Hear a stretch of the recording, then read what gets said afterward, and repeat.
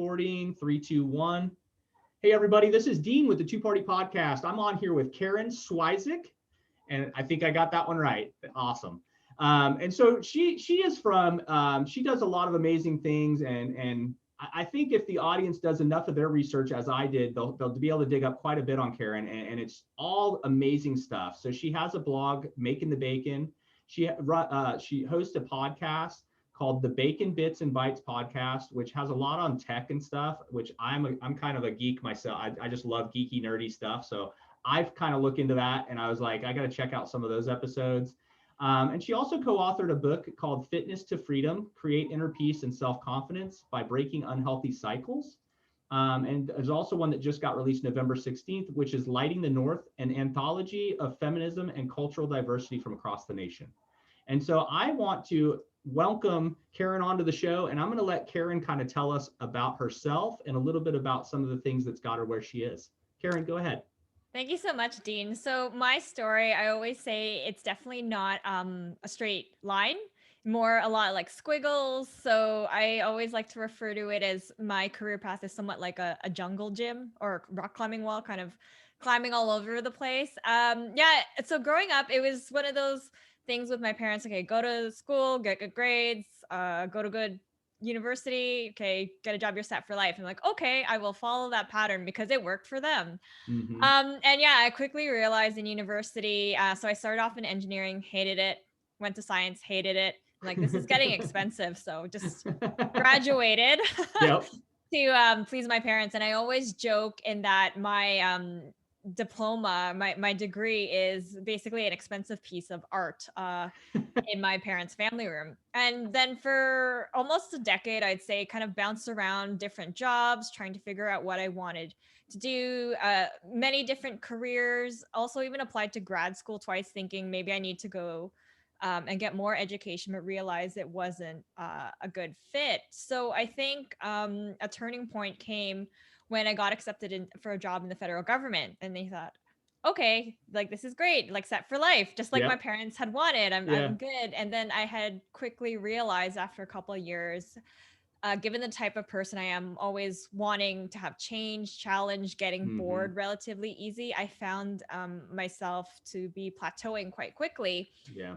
And one of the things that really concerned me, and I know you shouldn't compare yourself to your friends because it's like apples to oranges, but you Yeah. can't help it because they're the people who you confide in, and you spend a lot of time talking to them. And I felt I was kind of going either backwards at times or staying in the same place while many of my friends were on this like trajectory. They were, Mm-hmm. starting out, then became, middle management and then directors. And I thought to myself, why am I not on that path? And I think on another turning point hit was when I started a blog. It was the blog that you had mentioned in the intro, Mm-hmm. making the bacon. It was a passion project. It was also something that sparked curiosity because I thought, okay, I'm planning a wedding. I need to find ways to make extra money. And then I found all these articles online on how you make money. But really, what it did mainly was kind of provide an outlet for me, just like a cathartic release, because I used to do a Mm-hmm. lot of writing as a kid, and also was able to connect with a lot of people online who were kind of going through the same thing or who had experienced kind of career blocks like I had. And from there, it just like all these opportunities, and I came and I began to get more confident. So I actually ended up leaving my government job, joining a startup with no tech experience, no tech education. I thought like, oh my gosh, What am what I am I getting doing? into? Yeah, I'm taking a big risk. And then, yeah, I was kind of met with a lot of criticism from coworkers and family. Like, what are you doing? You're leaving a steady job. But to me, at the end of the day, it was worth it to take the risk because, I was looking for that challenge and I knew I had to look outside the government in order to find it. And I was so glad I did because I had learned a lot in that year and a half. And from there, just decided to try and more things, did consulting for a bit, so helping people build their blogs and online presence uh, from 2017 2020. And then like from there also other things just kept popping up. I ended up landing a job teaching at a college, of all things, like blogging and social media, which is kind of funny because it really isn't like a blogging degree or so, at least like not when I went to school, that thing. Yeah, not yet. It didn't exist. So it was kind of cool to share. And I continue to do this to share my experience that I'm not like a full-time blogger, as you would probably have seen. Like there are a lot of people who have done that. Yeah, there's people that do that as a career. Yeah. It's amazing. And like for me, I kind of used it more as leverage to like change careers and create more opportunities for myself. So kind of fast forward to around now, like starting the podcast, you know, having the opportunity to co-author a couple of books. And then not only that, also starting a social venture. And to be honest, I don't think any of those things would have ever happened if I didn't decide to start a blog. Like I feel that's kind of like, that was the what got me here. Yeah.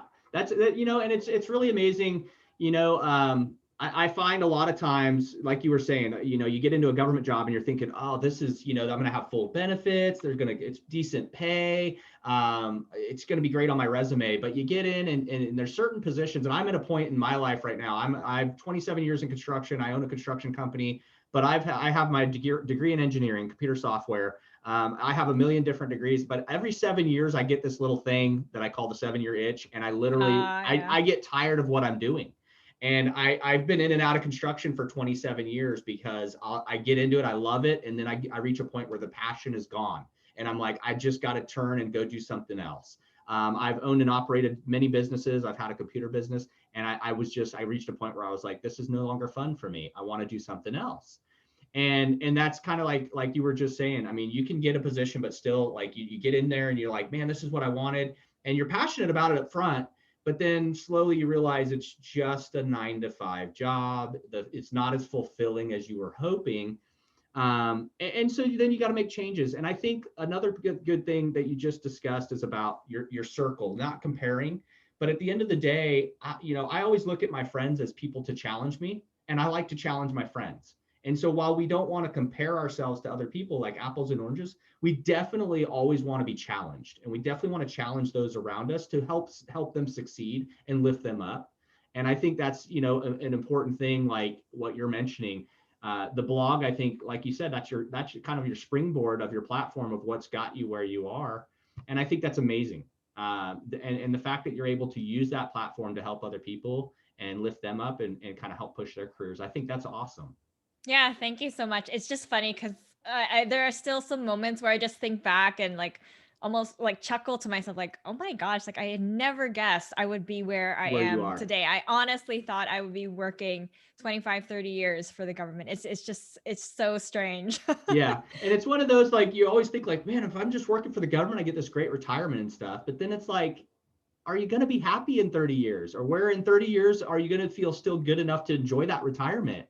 Yeah, for sure. And to be honest, like, because I'm doing so many different things, and even like when I was a kid, I always remember like, having a lot of interest, being busy, doing a lot of different things. And to be honest, I think like when I so-called retire, I'll still find like projects to work on, volunteer, just still keep myself busy. I tell my wife that all the time. I tell her all the time, I'm probably going to work till I'm dead. Because I'm one of those people, like, an idle mind's the devil's playground. If I'm not busy and working, I don't feel fulfilled. I don't feel like I'm doing good for, not just for me and my family, but I don't feel like I'm doing good for my community.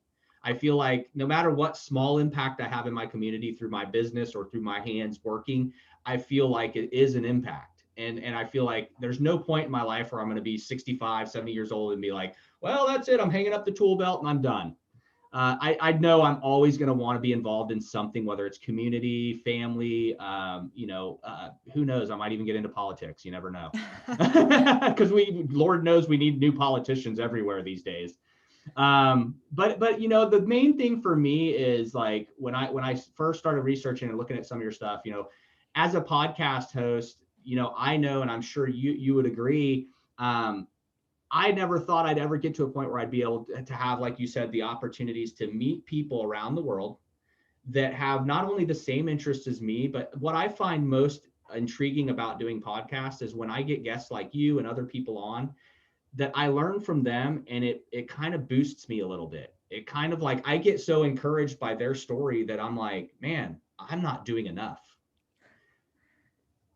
Yeah, for sure. And I really enjoy even like listening to my own interviews as well, just because like when I interview guests, I thought like, oh wow, that's really good, that's really insightful, and then yeah, I feel motivated to Mm-hmm. do my own thing, and like not to tune my own horn, but sometimes I'll listen to the shows where I've been interviewed on. I'm like, oh, I'm so wise. I'm like, oh, that was a good thing I said. I'm like, you go, because you have those moments, especially like when you run your own business. Mm-hmm. You have those moments where you feel like the highs can be really high and the lows, they can be really low. So Yep.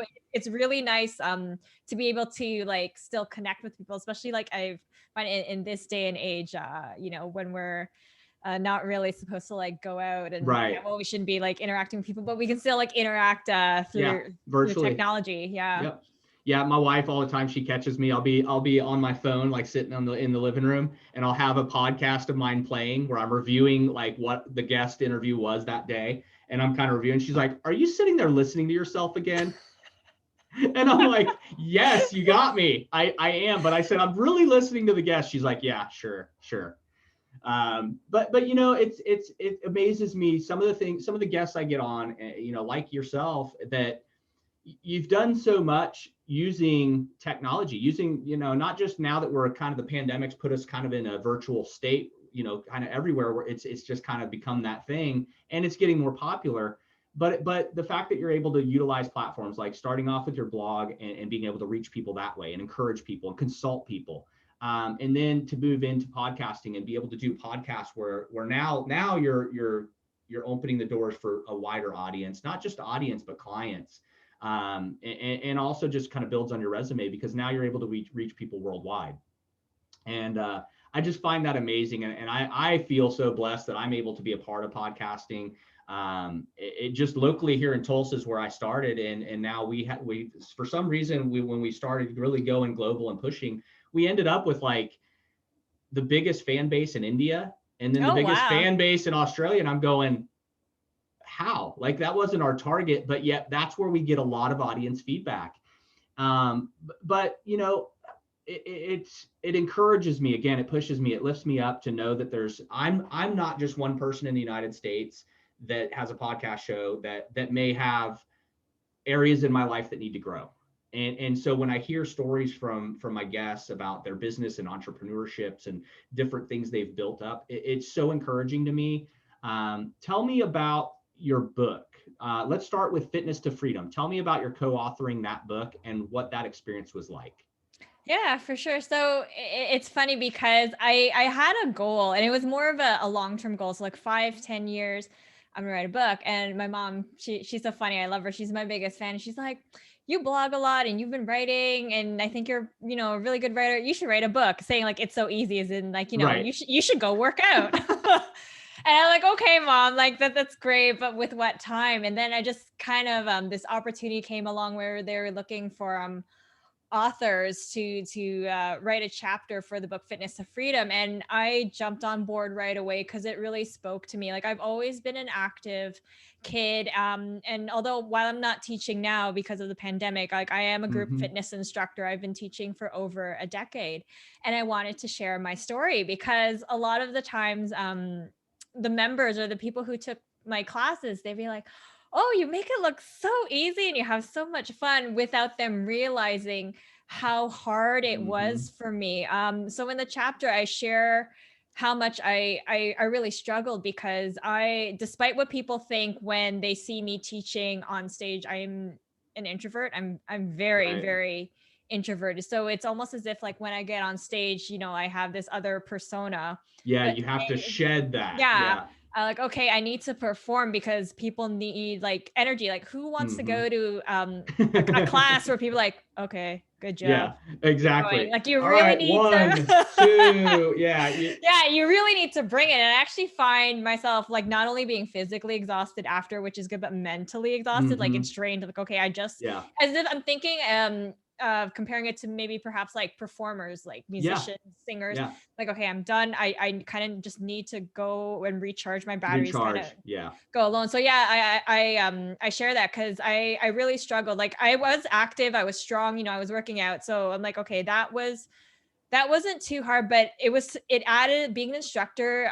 For those people who don't know it, I feel it adds a lot of layers. So, for example, I would teach a weightlifting class. So I would, be lifting heavy weights, Mm-hmm. trying to be in time with the music, like going on the beat, Yep. being able to cue people what is the next move, and especially being able to cue them well in advance so they can prepare themselves Be able to pivot to that. Yep. mentally. Yeah. And Mm-hmm. then also to show the correct technique of how they're supposed to do it.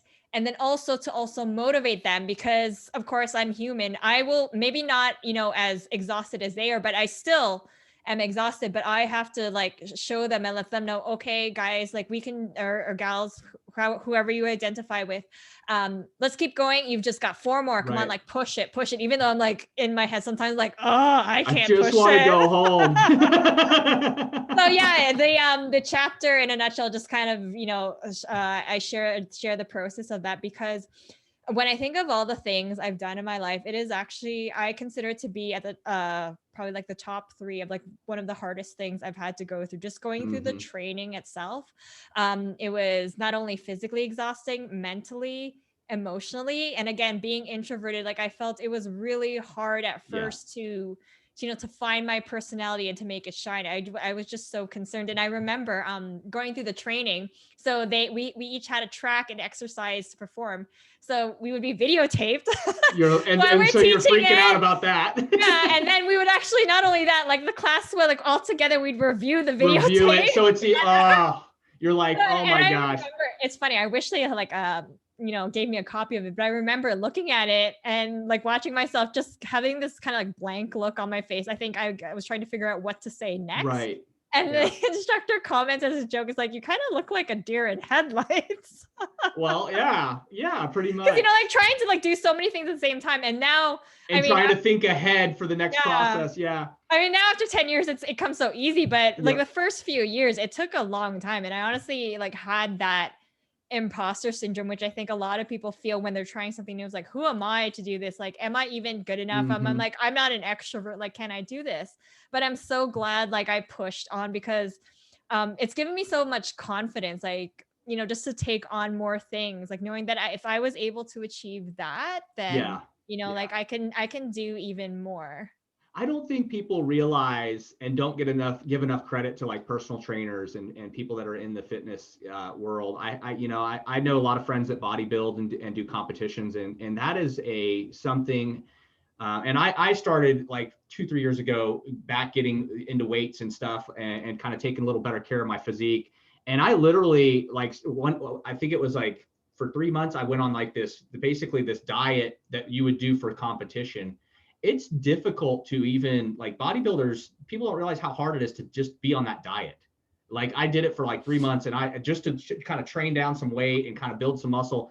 And dude, it was like 5 meals a day on the meal plan. And I'm like, how do I eat 5 meals a day? And I'd be forcing the food down to get the calories to keep the muscles going. And it was difficult, but I agree with you that there is so many layers to something like that. It's not just easy to be an instructor, where, like you said, you're trying to stay ahead. You're trying to get everybody doing the proper movements. You're not trying to get somebody injured. But there's so much work and dedication and education that goes behind it that I don't think a lot of people take for granted. I know I have a membership at the gym, and I work out at home. Obviously now with the pandemic, to me it's safer, and I have a home gym, so why not use it? But I have this gym membership at one of the good gyms around the corner, and you go in there and you see people that are personal trainers, and it's like, how did that guy, sometimes you take for granted that person is in the position they are, and they didn't just get there by, doing an overnight or an online class. I mean, they literally had to put in the physical work. They had to put in the educational work, the dietitian work. And it is so many layers to doing that. And I think one of the things that you bring a good point about is that whether you're introvert or extrovert, I think it's being in that position where you're a teacher or a leader in the fitness world, you kind of have to grow into that and through those layers, because there's image.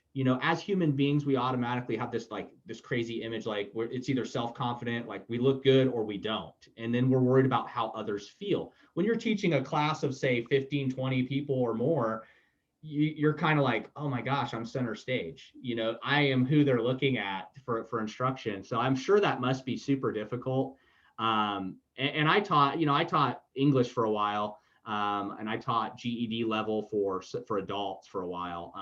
And so I kind of know a little bit about education and stuff. And I'm kind of introvert, but I'm really, my wife, she yells at me all the time because I'm super extrovert. Like we're in public, I'll run up to a stranger and have a conversation. And she's like, shut up. They don't want to know you. Leave that person alone. You're harassing them, because I'm outgoing that way. But then there's times where I just want to be left alone and I just really need to have some time to reset.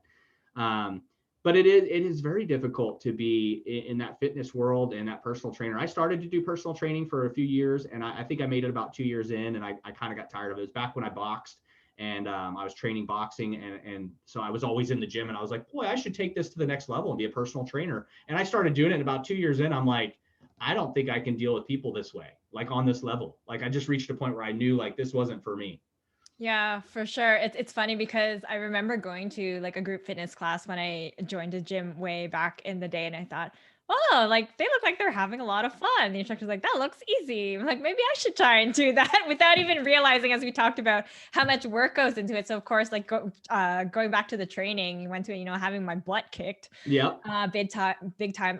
I also actually was a personal trainer for a little bit. But I didn't even last like a year, like quickly realizing I love fitness, but I didn't like the person. I don't know, just side of it. Yeah, the personal, and I don't know, maybe it's going back to like, for me being an introvert, but I found I preferred the group setting. So that's why I still kept with the fitness instructing. But for me, personal training wasn't for me. That was, you nailed it right on the head. It was that personal one-on-one where like, I can engage with people really well. But for me being a personal trainer, when I was doing, I was like, sometimes they come to me with problems and I didn't feel I was equipped to be the person to fix. And it wasn't about the fitness and it wasn't about that. It was like, they'd come in and they had life problems. And I was like, I'm not a counselor. I'm sorry. I'm a personal trainer, and it was like, I just felt uncomfortable in that situation. And I was like, too many people are coming to me with their problems and it almost puts the problems in my lap and I don't want to wear them. And I'm one of those people that I care and I genuinely love people. And I'm like, if they bring me their problems, I'm going to try to work through them and it's going to cause stress for me. And so I was like, I don't know if I can really do that right now. So tell us a little bit about the other book you co-authored. So Lighting the North, an anthology of feminism, cultural diversity from across the nation. Tell us what got you into that writing. Yeah, so around the same time that opportunity to co-author another book came up. So Lighting the North features stories of women like across Canada, essentially growing. A lot of them have to do with like, what is it like being a newcomer to Canada or growing up in Canada. And for me personally, my chapter, it had to do what was like growing up as a Filipino Canadian in Canada. So my parents, they immigrated separately to Canada in the 70s and met in Toronto. Okay. And growing up in my neighborhood, it was mainly European. It was interesting. It was one of those things where you don't really see race or how you're different until, I guess, it's kind of pointed out to you or you start to notice like things around you. And it was just one of those things where I tried to be as Canadian as I could, because you try to fit in culturally as best you can. Even though I didn't look, I guess at the time, like typically what a Canadian like of mainly like European background. So I actually, would prefer to bring like sandwiches, and I was even little things like concerned about the food my mom would cook when I have friends over, and I tell her like, Mom, like please don't cook that. It has a weird smell. And this was at a time where like where I grew up, it was multicultural, but not as multicultural as it is now. Like now I think people are more interested in trying like different foods and exotic foods because like they were traveling. But growing up, I felt like it wasn't a really like Filipino food wasn't known at the time. I think people were only more familiar with like Chinese food or like Japanese. And then not only that too, like I got teased a lot as a kid. So like for having the last name, as I mentioned prior to the interview, like Yap. And of course, when you think about it, you can actually, it rhymes with a lot of things. So I think like slap crap. And yeah. So you got picked on a little bit for that stuff. Yeah, and the funny thing is that some kids would be like, "Stop yapping so much." But again, I'm an introvert, so Right. the irony was like I didn't even really talk. Yeah, didn't talk. Kept to yourself. Much. So yeah, it was kind of with the chapter just talking about how much actually I hid my identity, or I didn't feel really proud. I think like, no, I identify more with Canadian. I was born here. I grew up here. I say a lot. You know, I like watch, you know, I go like hardcore when it's the, you know, US Canada finals of the hockey. It's like, Canada. Go Canada, go. Yep. Sometimes I'm cheering for Canada because the US is a mess. Yeah, the US is becoming an absolute nightmare. And sometimes I'm like, Canada, here I come. I'm on my way.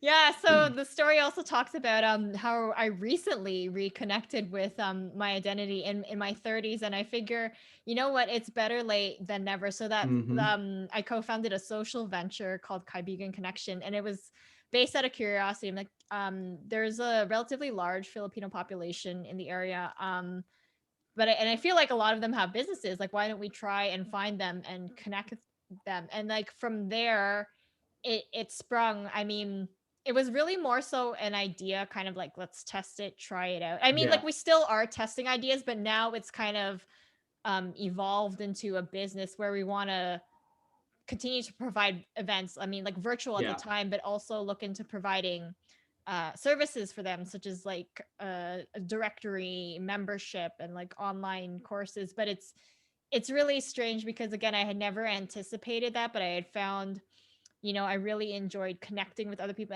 and even learning more about my culture, and like, oh, you know what, it's never too late. It's never too late to start a business, never too late to learn anything, start over again. You just kind of have to have that mindset, you know, I'm willing to adapt and to change. And I think, again, just not to talk about the pandemic, but you can't help but talk about it. Yeah, I mean, we live in it. It's become, it's our world now. Yeah. Like a lot of people are reinventing themselves and realizing, you know, it's okay. And you know what? Sometimes change is for the better. I think sometimes, you know, you make a good point. Challenge, you know, when we reach a point where we're not pushing ourselves and making changes and challenging ourselves, we come to a point of complacency. And I think that's where we tend to see a lot of people struggle with stress, maybe mental health or depression, anxiety. Kind of it sets in when we're not challenging ourselves and continuing to pivot to different new things or learn new things. You know, I know, as you know, as obviously as human beings, we have the great brains, great reasoning skills. We're supposed to learn. We're supposed to get better. We're supposed to improve. You know, life is too short to just be like A to B. And then now that I know A to B, that's where I can stay the rest of my life. And I think another thing that you just mentioned that brought up a really good point about the cultural, where we're at as a society culturally. We've changed so much.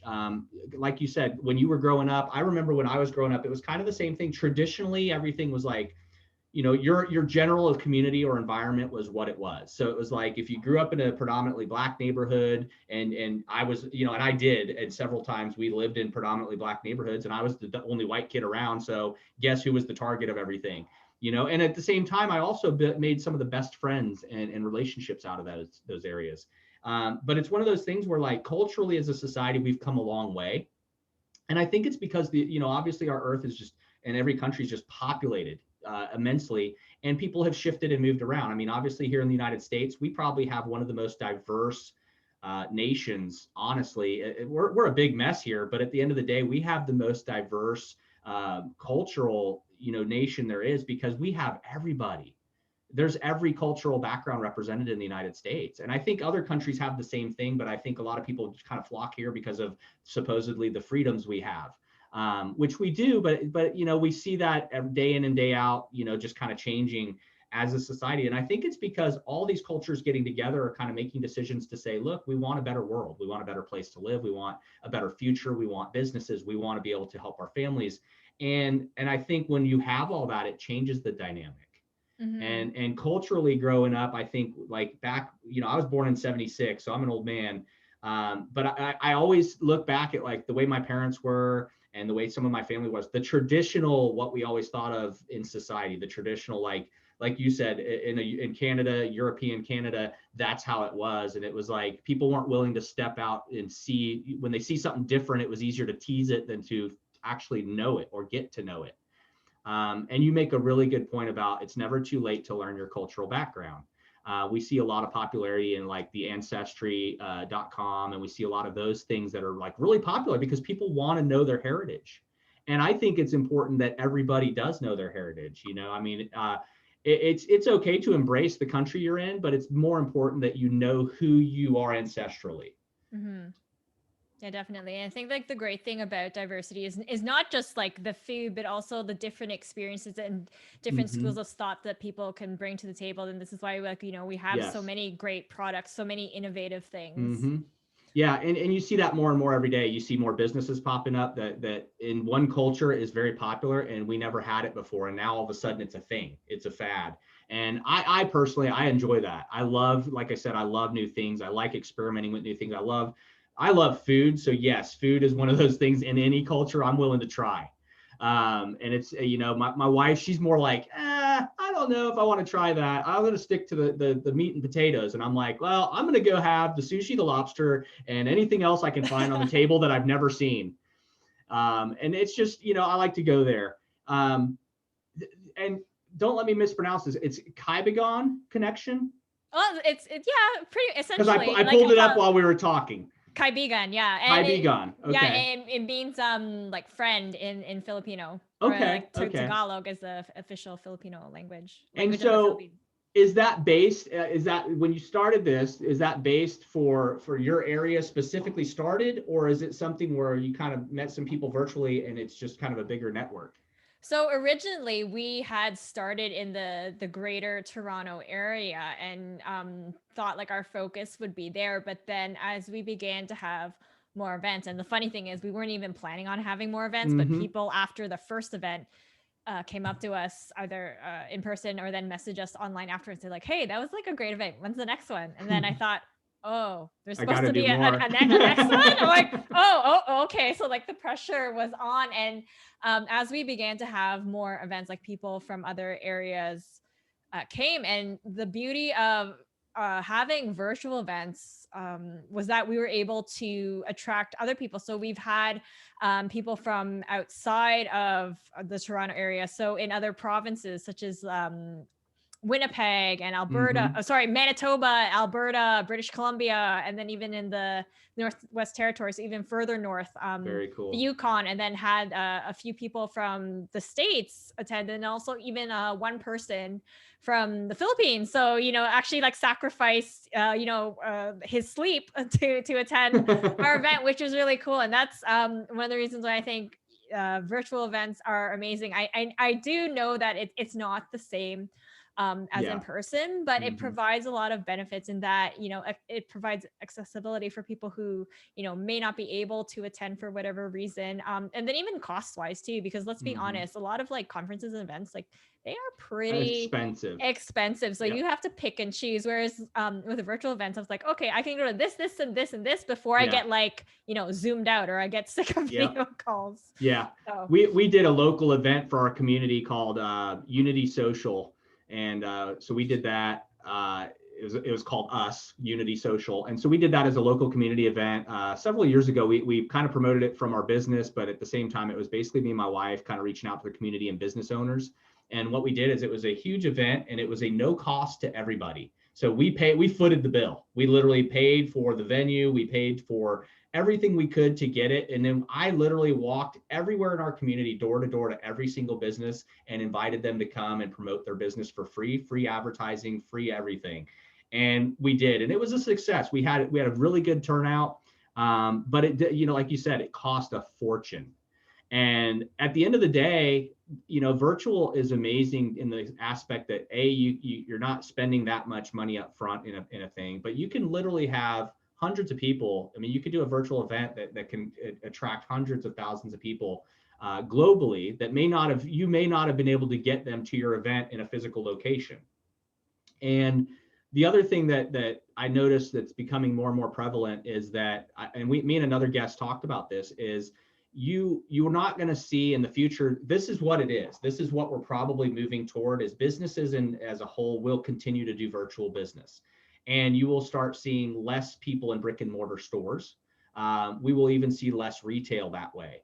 And so it's kind of one of those things where you almost nowadays you have to embrace it. Now's the time to learn it, because a lot of businesses that have been shut down due to lockdowns or whatever, they're not going to open back up the traditional way. Mm-hmm. And I think we're seeing a lot more of that. How do you feel about like your businesses that you run? How do you feel about that in the future? I mean, I mean, in the industry you're in, obviously you can use virtual. The platform actually works for you. How do you see that overall in business? Yeah, that's a really great question. It kind of ties back to, I guess, when people are thinking about starting a new business, they kind of have to get into this mindset thinking about like, what are the upcoming trends? Mm-hmm. How can I utilize technology, or how can I operate with next to none resources? And Yeah. I think also, especially businesses need to have that mindset. I'm going to have to adapt. Okay, I've adapted the pandemic, but who's to say, it won't happen? Come back. Something, come back, Yeah. or something else might happen in the Mm-hmm. future. So just kind of, having that mindset that, you're like, as we talked about before, still being comfortable with learning. Like, even if you've reached a point where you're like successful, I still think it's important to keep on learning, keep on pivoting. And I had mentioned this in another podcast, just thinking of companies who had failed to adapt, such as like Blockbuster Yep. or Kodak Yep. when it came to digital photography, and look at them now. Mm-hmm. Because if you don't start to like think outside of the box, or even think as if there is no box, the box Yeah. didn't exist, then you may not be able to thrive. Yeah. And I think that's what we and this, the other guests were discussing. I think that was one of our topics, is we were kind of looking at like, so where do we go from here? Where do business owners go from here? Some businesses, traditional mom and pop businesses, and a lot of, I hate to say mom and pop, but it's true. Some of the older generations that are still using cash registers, they're not set up digital. They're not set up with electronic everything. And it's just because they're traditional like that. A lot of those, unfortunately, those stores will not get past this if they can't adapt. And so a lot of those are going to shutter. And so for me, I think, luckily, my degree's been in engineering and computers and stuff. So to me, I love it. I think it's cool. It gives me more, as much as I get out of it a lot, I tend to go back to it and go, well, this is a good opportunity for me to kind of push my degree a little bit, even if I'm not leaning on it. And I feel like in business as a whole and as entrepreneurs, I think this is actually a really good opportunity, not just for your business and to expand that way and stay, I guess, relevant, but also to offer your employees new training techniques. Because at the end of the day, you can't just shift an entire business into electronic and virtual without training. And if you do, you're probably setting yourself up for failure.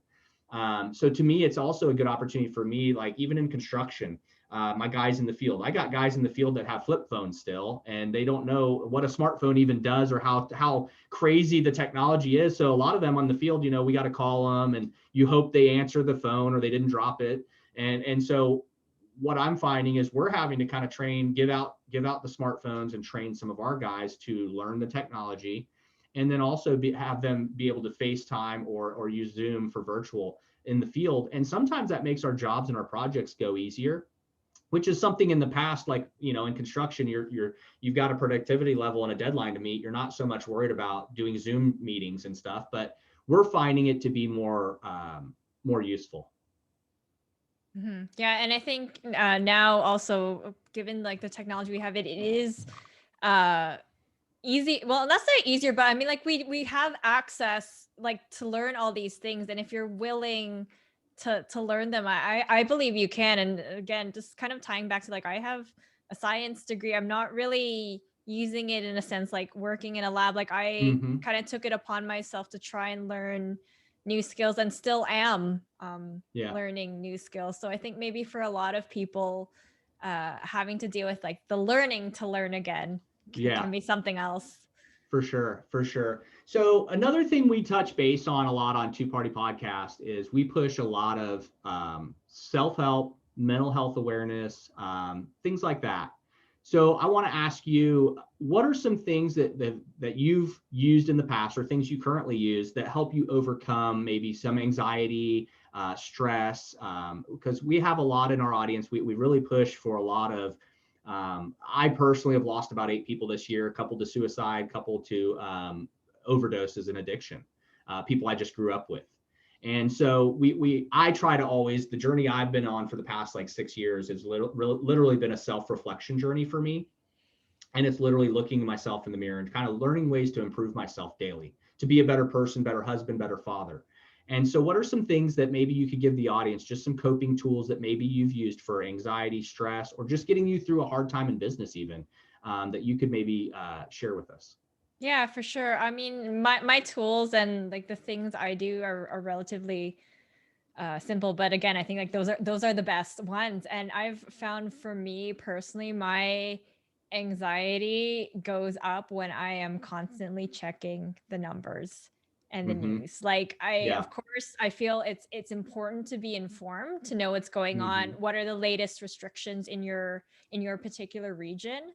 But Yeah. at the same time, I don't think it's healthy to constantly be checking the news and seeing like the number of cases if they're rising in your particular area. So I've tried to not look at the news every Mm-hmm. day, which I found has actually helped. There'll actually even Yes. be a few days where I don't even know like what's the latest updates, and then Yeah. I feel better. And of course, like fitness, because we talked about that, Mm-hmm. has helped me.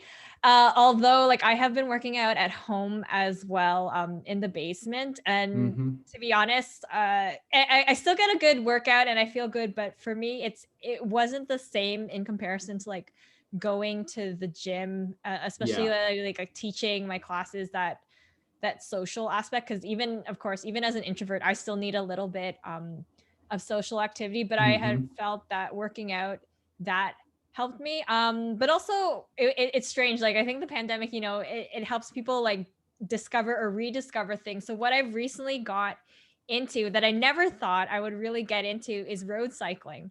So I have a Okay. bike, but Very cool. I'd play it safe and be like, oh, I'll just go in the park trails along my neighborhood. Yep. Like everything's fun and safe. But it was so funny. It was a random weekend morning. I'm like, I'm wide awake. It's 6 a.m. What do I do? I'm like, oh, I'll just go for a bike Hop on ride. the bike. Yeah, and it was actually really freeing, like being Mm-hmm. on the roads with like barely any cars, and just to be able to get outside. And yeah, I started to get really, really into it, like waking up, even setting my alarm on a Sunday morning, which my husband Right. thinks I'm crazy, and going for these like an hour and a half rides. But it's just been like such a good activity, I find, because like you get outside, you're able to like get your physical activity, and of course you can socially distance Yeah. Yeah. from people. So it's been really nice. So I feel like that has actually like helped me. But unfortunately, now that it's like snowing and I It's don't like, think I'll can't do go. that. Yeah. I'm like, okay, now I need an indoor exercise bike. So Right. that has really helped. Another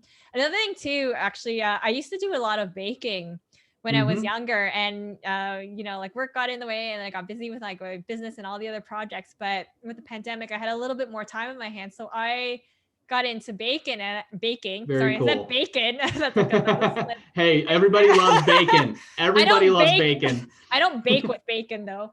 But I got into Hmm. baking, and then I realized how much I miss it and how much I enjoyed it. And it's like I guess because it plays upon a lot of your senses, not Yeah. just like especially like the smell and the taste, and even like Mm-hmm. working with your hands, like when I'd be like making the dough for cookies or pies.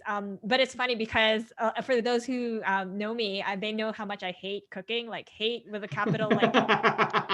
But of course, I love baking, and I think it's Right. probably because I have a sweet tooth, and baking is just more Yeah. fun, I It's way feel more fun. overall. It is. So yeah, It those are is like the main things that I find have been helping me. helpful. So I think having a hobby, or maybe even looking back to like an old hobby, sorry, I can't talk today.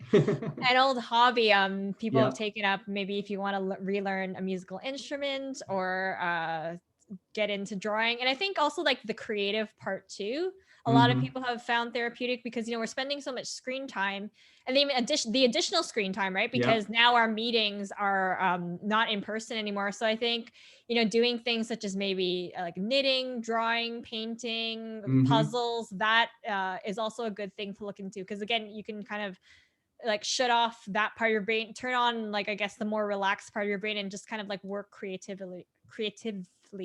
Yeah, for sure. My wife started doing exactly what you just said.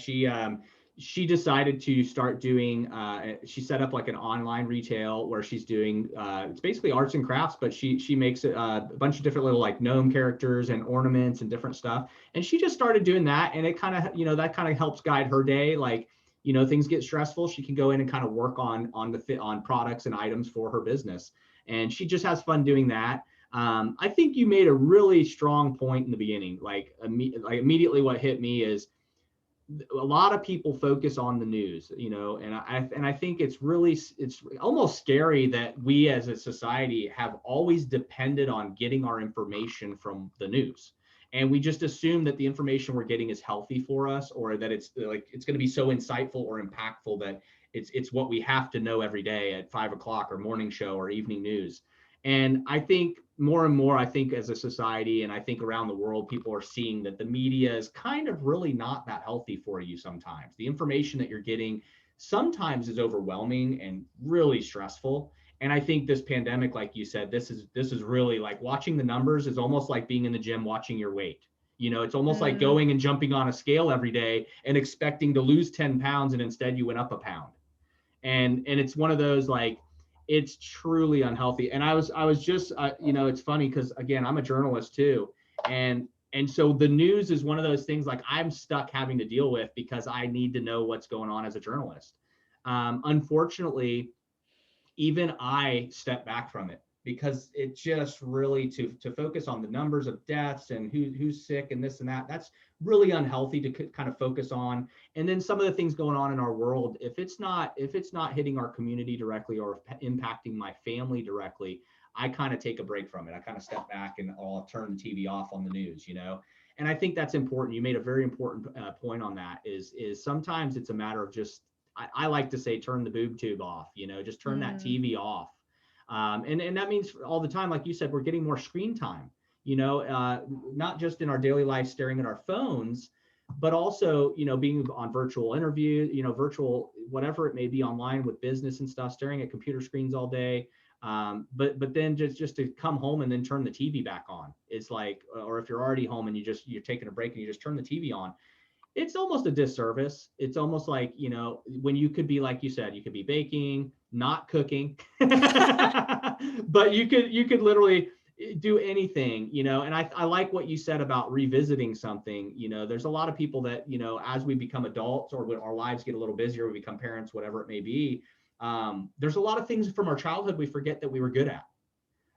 Whether it's playing an instrument, as you can see my guitar on the wall there. Yeah, I just make noise with that thing. I used to be able to play and I'm horrible at it now. And it's like, I keep trying, but it's just noise. But it's an outlet for me. Like I can sit in here, get in the studio and kind of get some music out and kind of practice. But I think it's important, like you said, to revisit those things. If we have things we were really incredibly passionate about or maybe good at when we were younger, this is a great time to revisit that and say, hey, I was good at playing an instrument, or I was good at whether it was baking or cooking or whatever it may be. Take that up again and try it, as an outlet to help relieve stress, take your mind off maybe the day's battles.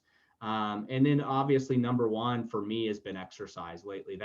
I wake up in the morning, I work out anywhere from an hour to 2 hours, depending on what muscle groups I'm doing, if I want to do cardio or whatever. So when I go in, I wake up in the morning and I physically go at it hard. And then usually by like 7 o'clock, I'm out the door working construction. Or on days like this, I get lucky and I get to sit in the studio and do guest interviews. But I think exercise is key for me.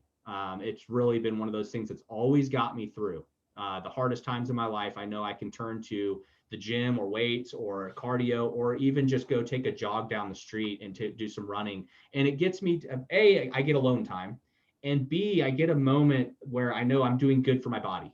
So the mental, the spiritual, the physical, all of it's getting put back into a balance, I think. And for me, that's always good. Mm-hmm.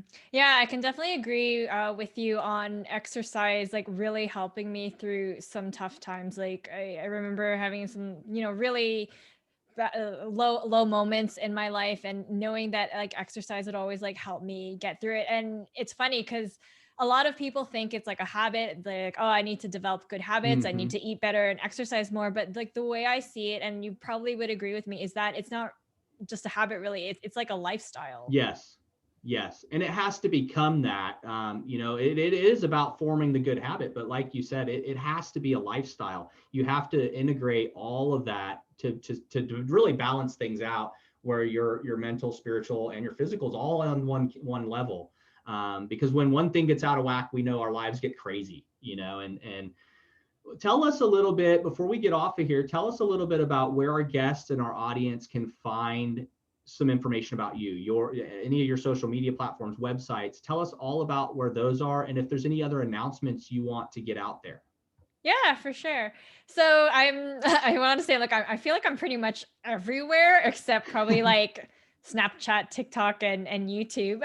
Yeah. But still on a lot of platforms. But if people want to check out my website, they can visit me at makinthebacon.com. With respect to social media, I am mainly active on Twitter, Instagram, and also like LinkedIn if they like. So my Twitter and Instagram handle is Makinthebacon with the number 1 at the end. And this joke, I love to tell it because, not to sound like Dr. Seuss, but Makinthebacon was already taken. So I couldn't have the handle Makinthebacon alone. I had to have a 1 on it. And then if they'd like to check out my podcast, it's on the major platforms, Spotify, iTunes, you name it. It's called the Bacon Bits and Bytes, the letter N, and then Bytes, BYTES, because it talks about like technology and technology related topics. Very cool. And what do you have any insight on what your next episode on the Bacon Bits and Bytes podcast? You guys have an upcoming episode? Yes. Yeah, tell me about it. Actually, I do, but like, to be honest, is it a secret? No, sorry, no. It's because I'm like a one-person show. I'm actually pretty behind on like editing. So this episode was recorded back in October, but it has to do with I don't want to give like too much away about it, but like it has to do with an app about like how we can connect with other people better. So again, it's kind of interesting to see like more platforms like community based and how we can connect with like other people outside of our inner circle. Very cool. And do you know about when that episode will be coming out for our audience to know? I feel like the pressure. If I give a date, then I'm like, don't do it then. I don't want to set you up for failure here. No, don't do it. Don't do it. How about I give a range? I'll say end of December, early January. Okay, so at least that gives me a bit of a buffer. so everybody in the audience, we're going for a New Year's episode, and that's what we're hitting on. All right. I like that. Well, Karen, it's been amazing having you on here. And as we discussed a little bit before the show, we always like to have a guest on once, and that way the audience gets to know you. And so today they had an opportunity to get to know you. And then we always invite guests in the future to come back on for second, third, as many episodes as they can schedule and get back on the show. So we will have you on in the future. And we always want to let you know and let the audience know that if there's anything that comes up in your life that you want to immediately promote, you can always reach out to us, and we can get an immediate episode up and get live, whatever we want to do, so that we can help you promote. Because at the end of the day, this show is really about two people talking, but it's about the guest. And then it's also about giving the audience the resources they need to get in contact with you for the information they hear. And so we will have you back on in the future for sure. We'd love to have you back. Anything else? No, thank you. I really appreciate the opportunity to be on again. Like, hopefully, so a lot of exciting things will have happened by then that we could share. But thank you so much for having me on the show. This is a really great conversation. I enjoyed chatting with you today. For sure. Thank you, Karen. I did too. And I look forward to having you back. You have a great day. You too.